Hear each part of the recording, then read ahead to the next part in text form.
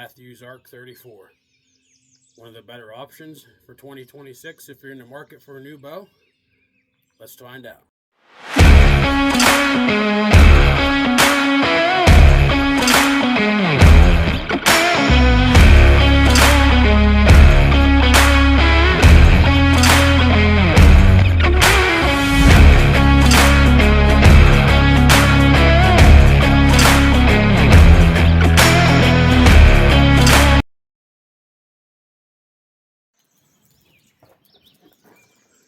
Welcome back to the channel, everybody. Today's video, I'm going to do a review and a little discussion on the new for 2026 Mathews Arc. This is the 34 model. Lots of choices out there for bows, guys. Again, in this game, there's a lot of personal preference.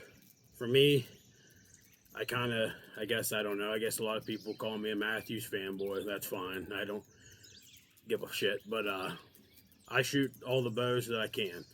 That being said, some of them I don't have access to.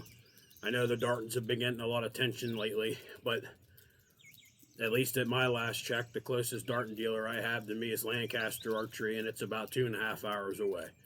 Some people, that's no big deal to me personally. I'm not traveling 2.5 hours just to shoot a bow and not know whether I'll like it or not. So that's that one. But again, I shot the Mathews, PSEs, Hoyts, Bear, a few other ones here and there that for whatever reason, Bowtech, Elite, those are the two that I couldn't come up with off the top of my head. And to me, this Arc 34 was the best option. Multiple reasons. 29.5-inch draw. It perfect platform in my opinion. String angle was not a concern. Shot the 30 as well. Didn't care for it as much. Maybe with my hunting style it would fit me better as far as being a tree stand hunter and out of a ground blind, especially for the season we're in now, spring turkey. But I still went with the 34. Excuse me. To me, this is a perfect combination of anything I could ever want in a bow. And here at the local range today, they do a 3D shoot once every month up until I think September is the last one they do. Perfect bow for that. The 30 I thought drew extremely tougher than what this bow did. That being said, I did not shoot the 30 with the Switchweight Z mods. This bow I bought with the regular Switchweight X mods and didn't mind it. A little bit of a hump at the back end, wasn't nothing terrible. I kind of get a kick out of some of these guys, which compared to other ones, mainly, once again, I didn't shoot the Tri-Tex. A lot of people say how smooth they are. But this bow doesn't draw stiff at all. I didn't even really think the 30 drew stiff. It was just stiffer than this bow. There wasn't anything that wasn't manageable. And after 10 or 12 shots, in my opinion, that you would notice. That being said, I did purchase a set of the Switchweight XZ mods, and that's what I'm running here now. Perfect combination, and perfect, like I said, with this bow, you get back, right when she wants to roll over, it gets a little bit tough, and it kind of dropped a little bit. Not harsh, but dropped a little bit into the back wall. And the back wall was a little bit, not spongy, but very short. If you let up a little bit, it kind of felt like she wanted to go. Switchweight XZ mods on there, not so much. Totally eliminated that hump. Just one smooth, constant motion the whole way back till boop, you're in that wall. Still not the deepest of valleys, but in my opinion, I'd rather have a short valley. It keeps you honest. It makes you a better shot, in my opinion. Keeping a little bit pressure on that back wall the whole time instead of letting it up. And that being said, it does, once you let this up a little bit, it does want to go. And it's no slouch either. That's another reason. I'm sure anybody that's watching this has probably already watched enough Mathews Arc reviews. This bow is no slouch. I think with the Switchweight X mods, which I since changed my arrow. If you follow this channel, I'm now shooting the Warhead Rain Terror arrows. The arrow I was shooting before that was 495 grains. With the Switchweight X mods that come with these bows from Mathews, I was seeing speeds of 283 feet per second consistently with my specs. 29-inch draw, 72, 73 pounds of pull. Since I switched over to these new arrows and these Switchweight X Z mods, I'm now at 475 grains total arrow weight, and I'm still, being I dropped 20 grains, even though I switched the mods, I'm now at 286 feet per second. This bow is no slouch. That's, to me, that's more than enough. I still, zero flight issues, everything tuned out perfectly. Used the, anybody that knows, we got the limb shift on here. I did use that a little bit. Got my center shot perfectly set. Had a little bit of a left-right tear. Adjusted one, adjusted the other one. Still a little tiny bit. Just made an adjustment to the top, and it was perfect. Since then, I haven't touched it. Shoots dead bullet holes. Hell, trying to film my intro to this video. Granted, I'm only at 20 yards. I'm only filming an intro. I wasn't trying to drop bombs or anything. I shot an arrow. Didn't care for the intro. Shot another one. Took the fletch right off of it. You'll see that in a short video before I post this one. But yeah, this bow is a tack driver. It shoots amazing. Completely dead in the hand. Completely dead silent in my opinion. You shoot this bow, if you have shot this bow, and I'm going to throw this out there, I'll probably hurt some feelings, and you're an honest person, you'll agree with that. I know some people you read, oh, it jumped out of my hand, the vibration, it's loud. I'm sorry, I would have to call you a bullshitter. Everyone, it's all personal preference. If you don't like the brand, that's fine. Don't give it a bad name, though. Like, because this thing is completely dead in the hand, completely shock-free, completely silent for the most part. Other than a quite little floop, the arrow impacting the target makes a louder noise than what this bow does. And again, this Kodiak brown color. If this doesn't end up being the color of 2026, I'll be shocked. Because that was one of the biggest things I liked about it. But, as you can see, I did swap the strings out. We got Unbound archery strings on there now. Again, anybody that's watched any videos, I love these Unbound strings. I can't attest to the match strings they come out with. I know in the past, not a dig at anybody, but the zebra strings were horrific. I could literally tune a bow, have everything dialed in, have the peep coming back perfectly for me. Within 50, 75 shots, you're having to adjust your peep. Bows coming out of time. Those things were junk. Supposedly, Mathews addressed that with the match strings. I don't know. I'll be honest with you. As soon as I bought this bow, as soon as I got it home, I shot Nick a message, and he had me a set building. Told him what I wanted. Told him pretty much left it be builder's choice. I told him the colors I was thinking. I told him to build them. Never sent me a picture of them. I didn't know what they'd look like until I opened the envelope that day. And once again, man, you knocked it out of the park. You guys want custom strings. You want them built with precision and fast turnaround time. Check out Nick at Unbound Archery. You won't be disappointed. Guys built himself a hell of a reputation, and that's for good reason. He makes a hell of a quality product. On this, I got the AAE Mountain Series stabilizers. 10 on the front, 8 on the back. We got 2 ounces on the front, 6 on the back. And balances out perfectly for me. I've shot in plenty of windy days this spring. It's one of my biggest complaints anymore. It seems like it's always a windy day. You can't just come out here and have it be decent. I'm sorry about that. The road's right behind me. Garbage truck going by. But this bow, it's balanced perfectly. I know a lot of people say that's not how you balance it, and trust me, it balances the same at full draw.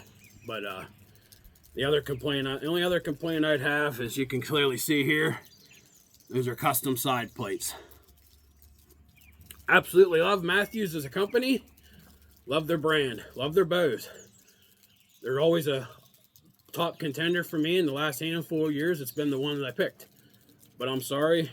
No offense to anybody. Once again, I might ruffle some feathers, but that's why this is a review. We're going to talk about pros and cons. Mathews grip sucks. I didn't like the engaged grip. I did not like the flat back grip. I do not like the bond grip. In my opinion, all them grips, too rounded on the sides. My experience, when I pull back, I have a habit, I pull back like this. I take these fingers and put them on the front of the riser. You got rounded edges on the back. In my experience, you get back here, well, that induces torque. This is why I run the side plates, and it's perfectly squared back here. Can't roll, doesn't want to roll. And a lot of people would disagree with me. Ultraview, apparently, Mathews spent a lot of time coming up with that bond grip and all the different, whatever ones they're called. I have no idea, I can't remember. But all the different angles and all that. That's what you like, that's what you like. This is what I like. In my opinion, having them rounded edges on a grip like that is a bad idea. But that, once again, that's just me.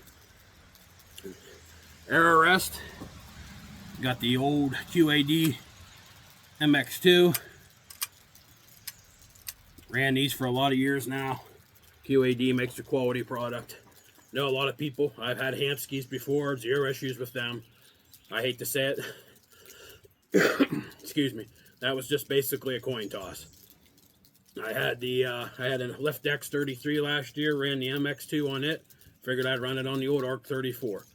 I ran Hamskys in the past. Zero complaints about them. Great air arrest. All depends on what you want. And last but certainly not least, I got the old HHA Nitrix. This is the newer version, 3-pin XV3. Ordered that from a buddy of mine, got it a few weeks ago. Absolutely love it. I've always been a single pin person, always shied away from the double pins or the triple pins, because until this year, when a certain company's patent ran out, they couldn't make them adjustable. Wherever that pin fell on your yardage wheel, that's where you had to set it at. The only way you found that out was shooting it and seeing where it hit at. Well, to me, that's kind of dumb. I mean, I am very much, I'm a PA hunter, as you can see, to an extent. I mean, it's just a little patch, but it's pretty thick. And that's pretty much the cover I hunt in back there. Anyone that hunts in PA, you know what I'm talking about.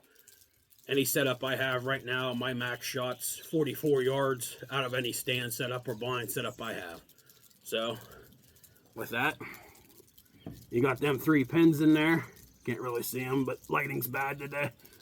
Crappy outside, and I have them set at 20, 30, 40 yards. And from there, you can dial it down. Hell, I think this sight tape will go to 125 yards. I'll never shoot that far, but I'll be honest with you, it's cool that you could. And I'll be honest, it's accurate. I did what they said. I shot it at 20, shot it, put the target out at 60, found my sight tape. It was sight tape number 51. And I shot this thing out here, this range, 80, 90 yards. It stacks them in there. It's hell of a good product from HHA. Zero complaints about it. Nice to see that finally able to make those vertical pins adjustable again. But, anyways, the Mathews ARC 34. I know, she's a beauty, ain't she?